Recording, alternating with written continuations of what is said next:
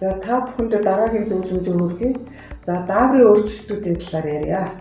Няраа хүүхэд нь экстроген гэдэг дааврыг одоо нийлэгжүүлэхгүй зөвхөн л эхээсээ авч төрдөг.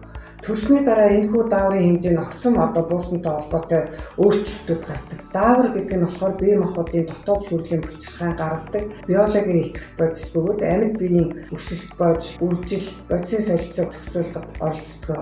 За дараа нь цагаан батгчлалтын талаар ярив. Нярайн хамар духны хэсгээр бол 1-2 мм голчтой цагаан шар өнгөтэй гөвдрүүт тууралт гардаг ба цагаан батга миллион гэдэг. За миллион нь болохоор батга биш. Энэ нь досны булчирхайн одоо шүүрэл зогсгох эсвэл одоо шүүрэл ихсэнтэй холбоотой үүсдэг физиологийн хэвийн үзэгдэл юм аа.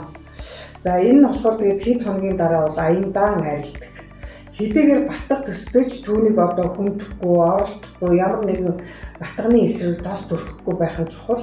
Хэрвээ тэгэх юм бол энэ өрөвсөх хүчил бүрддэг. Тэгэхээр сорив үүсэх эрсдэлтэй юм аа. За бүхний булчирхайн турч томрох талаар бас ярьж өгье няраа. За няраа хүүхдийн 3-2-т нь тохиолддог. Амьдралын 4-7 хоногт ажиглагддаг. Охин хүү аль нь ч гэсэн одоо хөхн ялимгүй томорч сүү маягийн бага хэмжээний зэхэр шингэн ялгардаг. Бүхний булчирхайн томрол өөрөө аяндаа багасж арил нь энийг одоо ямар нэгэн саад шахах бохир дараар барих шаардлага байхгүй.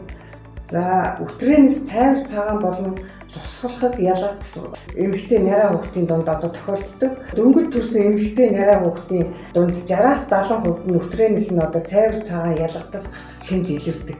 За амьдралын 5-8 дахь хоногоос одоо бэлэг хэрэгтнээс цагаан юм гарч байснаа 1-3 хоногийн дараа аяндаа алга болдог. Мөн эмэгтэй няраа хүүхдэд 5-10% нь одоо дааврын өөрчлөлтөөс болж өтрэнэс цусгалахыг ялгадас гардаг ба сарын тэмдэгтээ төстэй ихэвчлэн 2 мм орчим цус гардаг. Энэ үед одоо сандар твдэх ямар нэгэн эмчилгээ хийх гэсний одоо хэрэггүй. Буцалсан бүлээн усаар урдаас нь дарагшаа чиглэсэн байдлаар угаах шаардлагатай.